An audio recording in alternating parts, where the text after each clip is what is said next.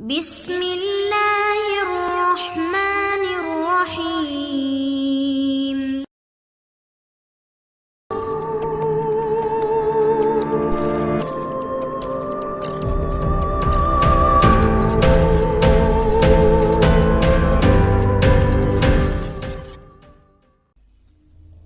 السلام علیکم دوستو، اشتیاق احمد ناول جرال اور انسپیکٹر جمشید۔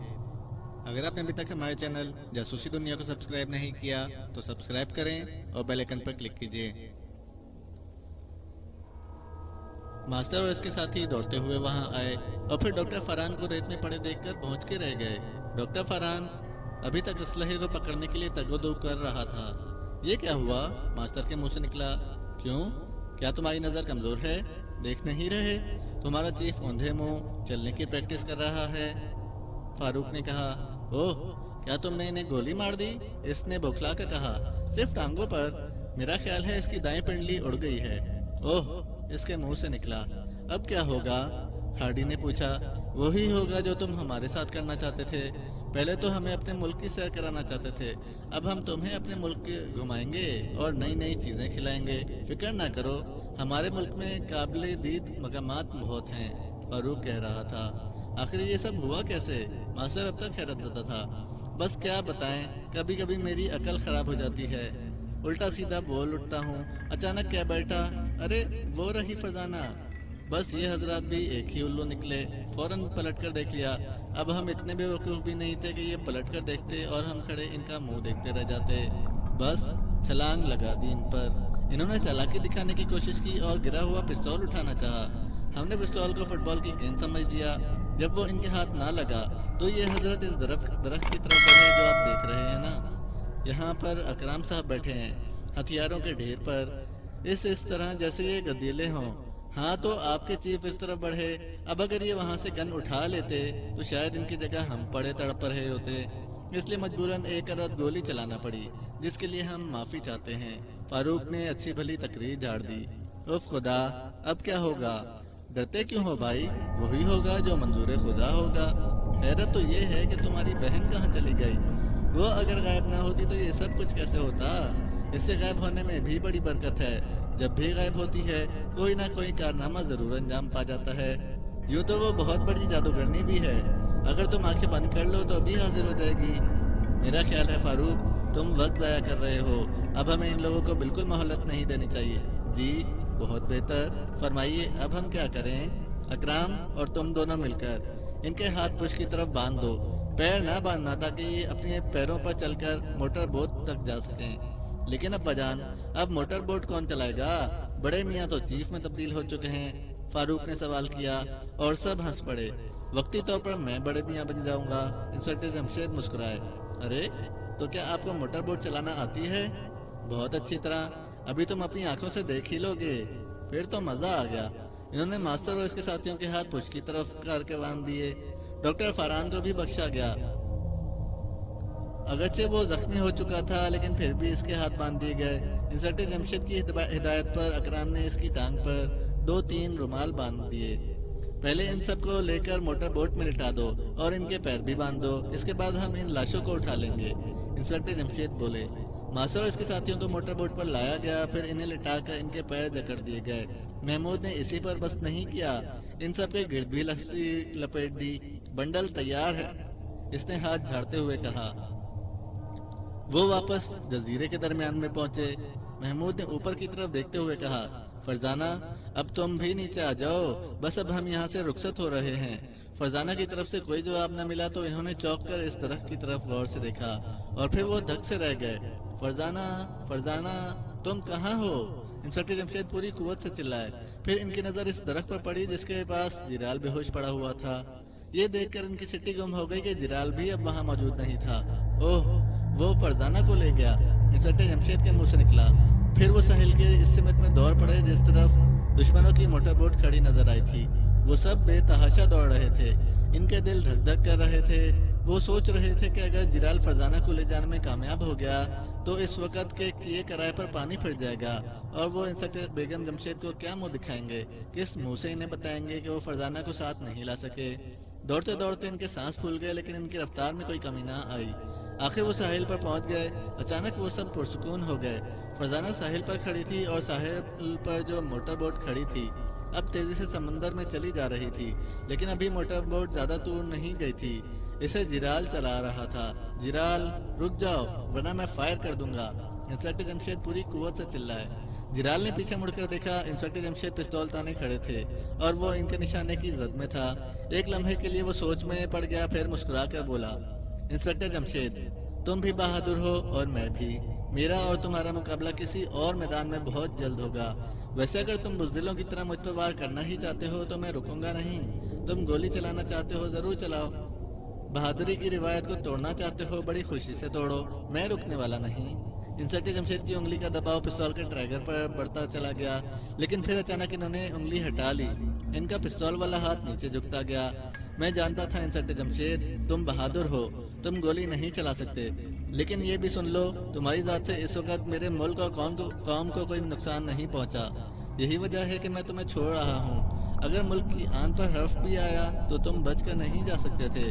آئندہ بھی اگر تم یہاں آئے اور میرے وطن کو نقصان پہنچانے کی کوشش کی تو میں تم پر فائر کرتے وقت یہ ہرگز نہیں سوچوں گا کہ میرا اقدام بہادری کی تعریف میں آتا ہے یا نہیں۔ انسپکٹر جمشید کہتے چلے گئے، شکریہ دوست، میں ایک بار پھر ضرور آؤں گا۔ اس وقت میرے سامنے کیا مقصد ہوگا یہ میں اس وقت نہیں جانتا۔ ہاں اتنا ضرور کہوں گا کہ آج کے بعد میں ماسٹر کے ملک سے کوئی سروکار نہیں رکھوں گا، ان کا کوئی کام نہیں کروں گا۔ انہوں نے معاہدے کی خلاف ورزی کی ہے۔ اچھا گڈ بائے۔ اس نے مسکراتے ہوئے ہاتھ ہلایا۔ ان میں سے کسی کا ہاتھ اسے الوداع کہنے کے لیے نہ اٹھ سکا۔ کچھ بھی ہو وہ ایک دشمن تھا، دشمن ممالک کے اشارے پر ان کے مقابلے میں آ سکتا تھا۔ وہ کس طرح ہاتھ ہلا ہلا کر اسے رخصت کر سکتے تھے؟ موٹر بوٹ لمحہ بلمحہ ان سے دور ہوتی جا رہی تھی۔ وہ جرال کا ہاتھ ابھی تک ہلتے ہوئے دیکھ رہے تھے۔ اسی وقت اکرام نے کہا، کیا ہم اس کا تعاقب نہیں کر سکتے؟ نہیں، میں اسے گرفتار نہیں کرنا چاہتا، انسپکٹر جمشید بولے۔ یوں بھی اس کے بعد جو موٹر بوٹ ہے وہ آبدوز بھی ہے، فرزانہ نے کہا۔ یہ تمہیں کس نے بتایا؟ جرال نے، جب وہ ہمیں اغوا کر کے لا رہا تھا۔ ارے ہاں فرزانہ، تم بتاؤ تمہارے ساتھ کیا ماجرا پیش آیا؟ ہم تو یہ سمجھے تھے کہ جرال تمہیں اغوا کر کے لے جا رہا ہے۔ مجھے افسوس ہے ابا جان۔ کیا مطلب؟ تمہیں کس بات پر افسوس ہے؟ جب آپ لوگ ماسٹر اور اس کے ساتھیوں کو ساتھ لے کر جا رہے تھے تو میں آپ کو دیکھ رہی تھی۔ آپ نظروں سے اوجھل ہوئے تو میں مڑی اور اس وقت میں نے دیکھا کہ جرال اٹھ کر بھاگا جا رہا تھا۔ میں نے فوراً درخت پر سے چھلانگ لگا دی اور اس کے پیچھے بھاگ پڑی۔ اس نے مڑ کر دیکھا اور پھر اور بھی تیز دوڑنے لگا۔ بھاگتے بھاگتے ہم ساحل پر پہنچ گئے۔ جب میں یہاں پہنچی تو وہ موٹر بوٹ پر بیٹھ چکا تھا اور اسے سٹارٹ کر چکا تھا۔ میرے پاس کوئی ہتھیار نہ تھا۔ اس نے میری طرف مسکرا کر دیکھا اور ابا جان آپ جانتے ہیں کہ اس نے کیا کہا تھا؟ فرزانہ کہتے کہتے رک گئی۔ اس وقت اس کے چہرے پر عجیب سے تاثرات تھے۔ کیا کہا تھا؟ اس نے کہا تھا، میں تم لوگوں سے مل کر بہت خوش ہوا ہوں۔ جب تمہارے والد نے مجھے اٹھا کر پھینک مارا تھا تو میں سمجھا تھا کہ میری ریڑھ کی ہڈی ٹوٹ گئی ہے، لیکن بعد میں جب مجھے ہوش آیا تو میں نے محسوس کیا ریڑھ کی ہڈی محفوظ ہے۔ اپنے والد سے میرا سلام کہنا، زندگی رہی تو تم سے پھر ملاقات ہوگی اور اگلی مرتبہ میں بھی کسی کو ہاتھ پر اٹھا کر پھینک مارنے کا گور سیکھ آؤں گا۔ یہ کہہ کر فرزانہ خاموش ہو گئی۔ محمود نے اس کی طرف گھورتے ہوئے کہا، لیکن تمہیں افسوس کس بات پر ہے؟ اس پر کہ میں جرال کو پکڑ نہ سکی۔ شکر کرو تم اس سے بھیڑ نہیں گئی، بھلا وہ تمہارے قابو میں آنے والا تھا؟ فاروق نے مسکرا کر کہا۔ شاید تم ٹھیک کہتے ہو، فرزانہ نے بھی مسکرا کر کہا۔ سمندر میں موٹر بوٹ اب ایک دھبے کی مانند دکھائی دے رہی تھی۔ انہوں نے سوچا جرال اب تک ان کی طرف دیکھ دیکھ کر ہاتھ ہلا رہا ہوگا اور آخر وہ دھبا بھی ان کی نظروں سے اوجھل ہو گیا۔ آؤ چلیں، انسپکٹر جمشید نے کہا اور وہ سب چونک کر مڑے۔ لاشوں کو ڈھونے، اسلحہ اور دوسرا سامان موٹر بوٹ تک پہنچانے میں انہیں 1 گھنٹہ لگ گیا۔ جب وہ گھر کے لیے روانہ ہوئے تو دوپہر کے 2 بج رہے تھے۔ ہنگامہ خیز یہ دن ڈھل رہا تھا اور وہ واپسی کی تیاری کر رہے تھے۔ جب سب لوگ موٹر بوٹ میں بیٹھ گئے تو انسپکٹر جمشید اسٹیئرنگ والی کرسی پر جا بیٹھے۔ اس وقت انہوں نے دیکھا انسپکٹر جمشید بڑی چابک دستی سے موٹر بوٹ چلا رہے تھے۔ امی جان گھر میں بہت پریشان ہوں گی، فرزانہ بولی۔ وہاں صرف تمہاری امی جان ہی نہیں اور بھی نہ جانے کتنے لوگ پریشان ہوں گے۔ جی اور کون لوگ؟ فاروق نے حیران ہو کر کہا۔ تمہاری امی نے ہوش و حواس میں آنے کے بعد سب سے پہلے بیگم شیرازی کو حالات سنائے ہوں گے، پھر خان رحمان اور پروفیسر داؤد کو فون کیا ہوگا، پولیس کو اطلاع دی گئی ہوگی، محکمہ سراغ رسانی کے آفیسروں کو خبردار کیا گیا ہوگا، سارے شہر میں ہمیں تلاش کیا جا رہا ہوگا۔ یہ بتاتے وقت انسپکٹر جمشید مسکراتے رہے۔ اس کا مطلب ہے ہمارے گھر میں تو اچھا بھلا میلہ سا لگا ہوا ہوگا، لیکن یہ میلہ بہت غمگین ہوگا۔ فاروق بولا، کوئی بات نہیں، جب ہم وہاں پہنچیں گے تو خوشی کا سیلاب آ جائے گا میلے میں۔ محمود نے ہنس کر کہا، دیکھنا بھائی کہیں ڈوب نہ جانا اس سیلاب میں۔ فاروق بول اٹھا، 2:30 بج چکے تھے، ابھی تک بچوں یا انسپکٹر جمشید کی کوئی خبر نہیں ملی تھی۔ وہ سب کے سب گھر کے صحن میں اداس اور چپ چاپ بیٹھے تھے، جیسے کبھی اس گھر میں کوئی کہا گونجا ہی نہیں تھا، ہنسی مذاق کی کوئی بات کی ہی نہیں تھی۔ بیگم جمشید کی آنکھوں سے کبھی ٹپ ٹپ آنسو گرنے لگتے، کبھی صرف پلکوں میں ہی اٹک کر رہ جاتے۔ شہناز بیگم اور بیگم شیرازی انہیں بار بار تسلی دے رہی تھیں، خان رحمان اور پروفیسر داؤد بھی دلاسا دے رہے تھے۔ صدر مملکت، وزیر داخلہ، آئی جی صاحب کے فون پر فون آ رہے تھے۔ ہر مرتبہ یہ خبر سنائی گئی کہ پورے شہر میں شد و مد سے تلاش جاری ہے، لیکن ابھی تک ان کا کوئی سراغ نہیں ملا۔ ابھی ابھی موبائل فون رکھا ہی تھا کہ گھنٹی بج اٹھی۔ خان رحمان نے دروازہ کھولا، آنے والے ڈی آئی جی صاحب تھے۔ آپ نے کیوں تکلیف کی؟ خان رحمان بولے، میں بہت فکر مند ہوں، صبح سے میں نے کچھ کھایا نہ پیا، نہ جانے بیگم جمشید کا کیا حل ہوگا، بس ان کے خیال سے آ گیا۔ خان صاحب کہہ رہے تھے، ان کی آواز سن کر پروفیسر داؤد بھی آ گئے۔ انہوں نے خان صاحب سے ہاتھ ملایا۔ اچانک خان صاحب کی نظر دیوار کی طرف اٹھ گئی۔ ایک لمحے کو انہوں نے دیوار پر لکھے ہوئے نام کو بے خیالی میں پڑھا اور پھر زور سے اچھل پڑے۔ کیا ہوا؟ خیریت تو ہے جناب؟ یہ نام دیکھ رہے ہیں دیوار پر لکھا ہوا؟ ہاں، کیوں، کیا بات ہے اس نام میں؟ یہ جرال ہی لکھا ہے نا؟ جی ہاں۔ اوف میرے خدا، تو کیا یہاں جرال آیا تھا؟ یہ جرال کون ہے؟ پروفیسر داؤد نے حیران ہو کر کہا، ایک بین الاقوامی مجرم جو بڑی بڑی حکومتوں کے لیے معاوضے پر کام کرتا ہے۔ اگر وہ بچوں کو اغوا کر کے لے گیا ہے تو پھر تینوں بچے شہر میں ہرگز نہیں ہو سکتے، جبکہ ہم اس وقت تک انہیں شہر میں تلاش کرتے رہے ہیں۔ اور اگر انسپکٹر جمشید کی نام نظر اس نام پہ پڑ چکی ہے تو پھر وہ بھی شہر میں موجود نہیں ہو سکتے، کیونکہ وہ جانتے ہیں کہ جرال ہمیشہ سمندروں میں سفر کرتا ہے۔ اوہ، ان کے منہ سے نکلا، افسوس، اگر صبح میں یہاں آ گیا ہوتا تو ہم سمندر میں جال ڈلوا دیتے، مگر جرال تو نہ جانے کہاں کا کہاں پہنچ چکا ہوگا۔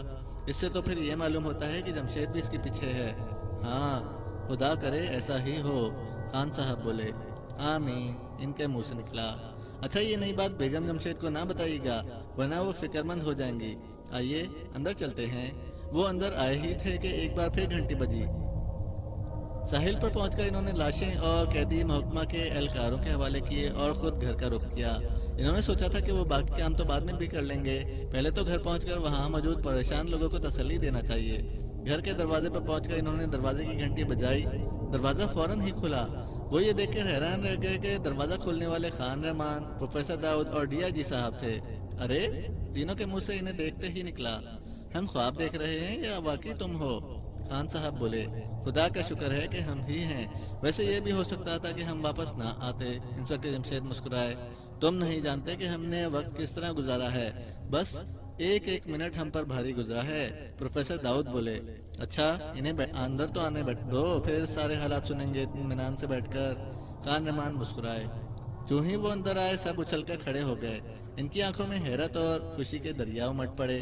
ارے، یہاں تو واقعی میلہ لگا ہوا ہے، فاروق نے ہنس کر کہا۔ لیکن میلے کی رونق تو اب آئی ہے، ڈی آئی جی صاحب بولے۔ یا اللہ، تیرا شکر ہے، بیگم شیرازی بولی۔ بیگم جمشید کے منہ سے تو خوشی کی وجہ سے کوئی لفظ نکل ہی نہیں سکا، بس وہ اٹھی اور بے اختیار محمود فاروق اور فضانہ سے لپٹ گئیں۔ پھر تجویز ٹھہری اطمینان سے بیٹھ کر حالات سننے کی۔ صحن میں جگہ کم تھی، اس لیے سب لوگ ڈرائنگ روم میں اٹھائے۔ ابھی وہ اطمینان سے بیٹھنے بھی نہ پائے تھے کہ دروازے کی گھنٹی ایک بار پھر بج اٹھی۔ خدا خیر کرے، اب کون آ گیا؟ بھائی ذرا احتیاط سے، کبھی کوئی نئی مصیبت نامول لے آنا۔ پروفیسر داؤد بولے، ہاں یہ بھی ٹھیک ہے، ویسے مفت ملے تو لیتا آؤں گا۔ خان رحمان نے مسکرا کر کہا۔ وہ دروازے پر پہنچ کر رک گئے اور چٹکنی گرانے سے پہلے بولے، ہاں بھائی، کون ہے دروازے پر؟ جی، اخباری رپورٹر۔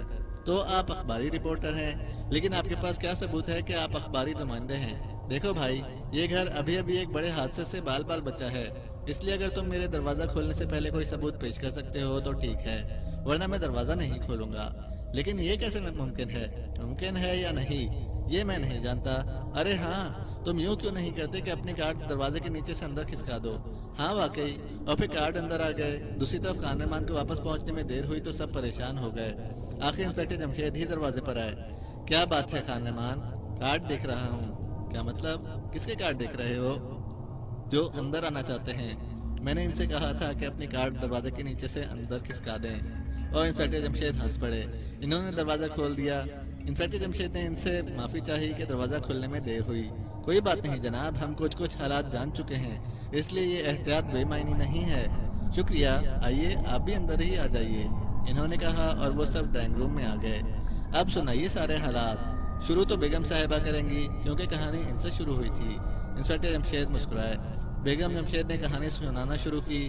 جب انہوں نے جیرال کو ناشتہ دینے کے بارے میں تفصیل سے بتایا تو ڈرائنگ روم کہکہوں سے گونج اٹھا۔ اس کے بعد کا حصہ محمود فاروق اور فرزانہ نے سنایا کیونکہ پھر وہ آگے گئے تھے۔ کہانی کا آخری حصہ سب سے زیادہ دلچسپ تھا اور وہ انسپیکٹر جمشید کا جیرال سے مقابلہ کرنا۔ سنتے وقت ان کے سانس رک گئے۔ پھر جب انہوں نے بتایا کہ کس طرح جیرال کی شکست کے بعد ماسٹر نے پستول نکال لیا تو سب لوگ دنگ رہ گئے۔ آخر میں موٹر بوٹ والے بوڑھے کے بارے میں جان کر تو ان کی حیرت کا کوئی ٹھکانہ نہ رہا، اور یہ سب میری وجہ سے ہوا۔ بیگم جمشید ان کے خاموش ہونے پر بولی، کیوں؟ اگر میں 1 منٹ کی سستی نہ کرتی اور اسی وقت دروازہ بند کر لیتی تو جیرال اندر نہ آ سکتا۔ نہیں، یہ بات نہیں ہے، وہ کسی نہ کسی طرح اندر ضرور آتا، لیکن سوال یہاں یہ پیدا ہوتا ہے کہ جیرال نے ہمیں اس وقت کیوں نہ پکڑ لیا جب ہم اسکول جانے کے لیے گھر سے نکلے تھے؟ فرزانہ نے کہا، اس کا اصل مقصد تمہارے ذریعے مجھے جزیرے بلانا تھا۔ اگر وہ باہر سے تمہیں اغوا کر لیتا تو پھر مجھے کیسے اطلاع ہوتی کہ تمہیں جیرال لے اڑا ہے، اور تمہیں اغوا کرنے کے بعد اندر آ کر دیوار پر جیرال لکھ جانا ممکن نہ تھا، کیونکہ پھر شاید تم لوگ ہی اس کے منصوبے میں بھنگ ملا دیتے۔ اپنے پیچھے کوئی کہانی بھی تو چھوڑ کر جانا تھا۔ دیوار پر جیرال لکھ کر تو گیا ہی تھا وہ۔ بیگم کو بھی پریشان کر ڈالا تاکہ یہ باتیں مجھے بتائیں تو میں اس کے پیچھے دوڑا جاؤں۔ یہ وہ جانتا تھا کہ مجھے اس کے بارے میں سب کچھ معلوم ہے، یہ بھی کہ وہ ہمیشہ سمندر کے ذریعے سفر کرتا ہے۔ کیا آپ کو جیرال کے فرار ہونے کا افسوس ہے؟ جی نہیں، وہ ایک بہادر دشمن ہے، میں اس کی عزت کرتا ہوں، انہوں نے کہا، اور اس طرح یہ مجلس برخاست ہوئی۔ 1 ہفتہ ہی گزرا تھا کہ ان کے اسکول گرمیوں کی چھٹیوں کے لیے بند ہو گئے، اور پھر اچانک ہی محمود فاروق اور فرزانہ پر سائنسدان بننے کا بھوت سوار ہو گیا۔ موسم گرما کی چھٹیاں تھیں، صبح سویرے اسکول کا کام نمٹاتے اور گھس جاتے اپنی تجربہ گاہ کے لیے۔ انہوں نے اسٹور روم کو چنا ہوا تھا۔ ایک دن تینوں نے مل کر اسے خالی کیا، سامان ادھر ادھر کھپایا اور پھر اس میں اپنے سائنسی آلات فٹ کیے۔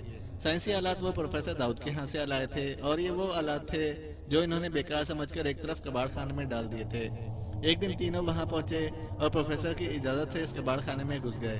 آخر 3 گھنٹے کی محنت کے بعد وہ یہ چیزیں ڈھونڈ نکالنے میں کامیاب ہو گئے۔ چیزیں لے کر وہ باہر آئے تو پروفیسر بے اختیار ہنس پڑے۔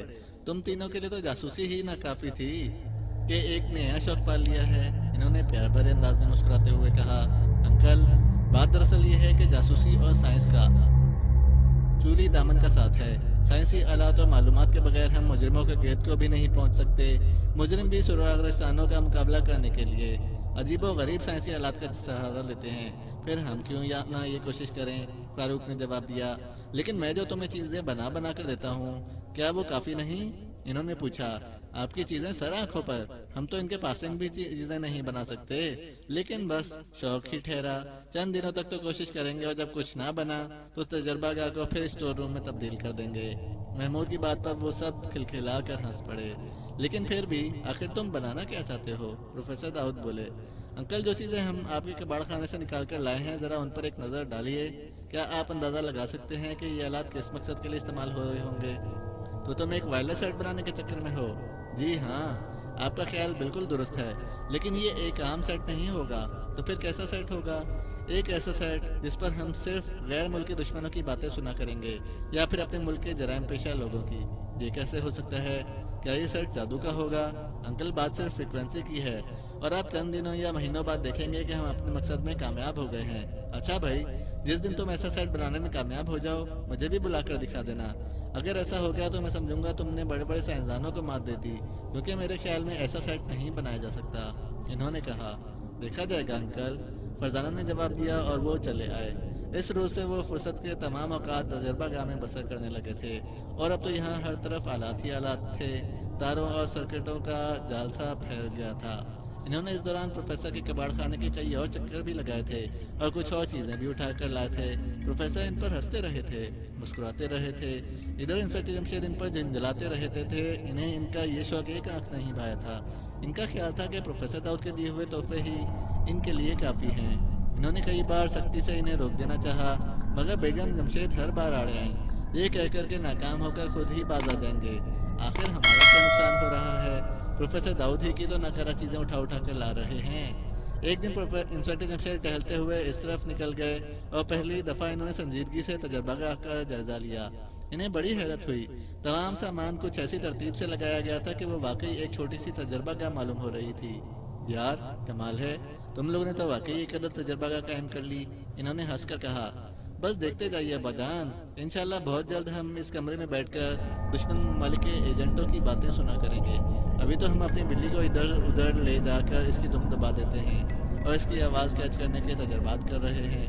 تو کیا بلی کی آواز آنے لگ گئی ہے؟ جی ہاں، مثلاً ابھی ہم بلی کو فاروق کے ہاتھ سڑک پر بھیج دیتے ہیں اور آپ کو اس کی آواز سنوا دیتے ہیں۔ اوہ کیا واقعی؟ پھر تو میں اس کی آواز ضرور سنوں گا۔ ضرور ضرور، فرزانہ نے خوش ہو کر کہا۔ فاروق تم بلی کو لے کر باہر سڑک پر چلے جاؤ۔ کون سی سڑک پر؟ شمالی سڑک پر۔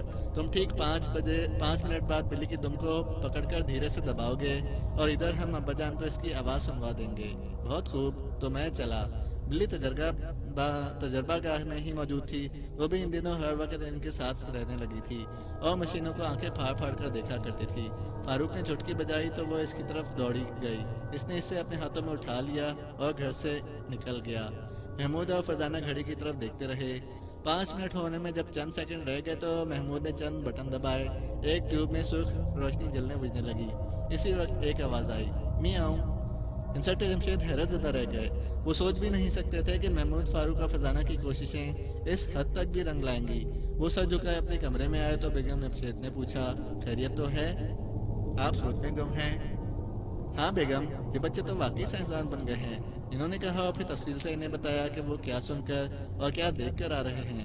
تب تو میں بھی سن کر آتی ہوں۔ اور انسپکٹر جمشید مسکرا کر رہ گئے۔ ان کے تجربات جاری رہے اور وہ پوری دل جمعی سے کوششیں کرتے رہے، لیکن ابھی تک انہیں اس میں کامیابی نہیں ہوئی تھی کہ سیٹ پر غیر ملکی جاسوسوں کی آوازیں سن سکیں۔ آج بھی وہ دوپہر سے ہی موجود تھے۔ میرا خیال ہے پروفیسر داؤد ٹھیک ہی کہتے تھے، محمود بولا۔ کیا مطلب؟ فرزانہ چونکی۔ مطلب یہ کہ ہم کوئی ایسا سیٹ ایجاد کرنے میں کامیاب نہیں ہو سکتے، محمود نے کہا۔ یہ کیسے ہو سکتا ہے؟ آخر ہم ایک حد تک تو کامیاب ہو ہی چکے ہیں۔ ہم گھر بیٹھے آس پاس والی باتیں تو سن ہی سکتے ہیں، لیکن آس پاس تو ہمارے پڑوسی رہتے ہیں اور ہمارے پڑوسیوں میں کوئی غیر ملکی جاسوس یا جرائم پیشہ نہیں ہے، لیکن انہیں اس طرف آتے دیر تو نہیں لگتی۔ عام طور پر غیر ملکی جاسوس تو ہمارے ہاں آتے جاتے ہی رہتے ہیں، لیکن ہمارا اصل مقصد تو حل نہیں ہوا نا۔ مایوسی گناہ ہے، ہم کوشش جاری رکھیں گے، فاروق نے مضبوط لہجے میں کہا۔ بالکل ٹھیک کہا فاروق نے، فرزانہ نے پرجوش انداز میں کہا۔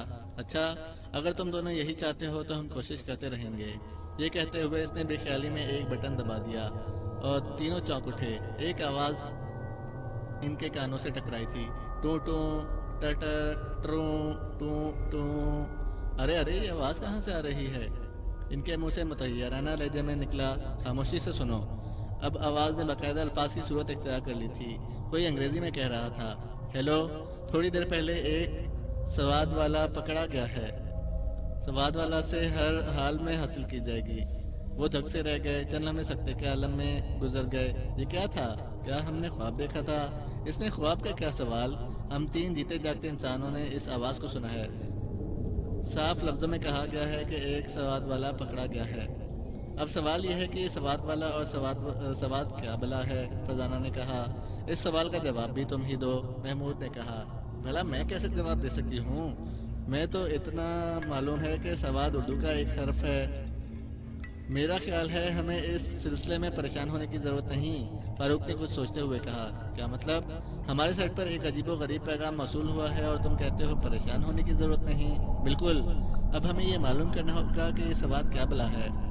فرزانہ بولی، شاید تم لوگوں کا دماغ خراب ہو گیا ہے، تم اس نتیجے پر کس طرح پہنچنے میں کامیاب ہو گئے؟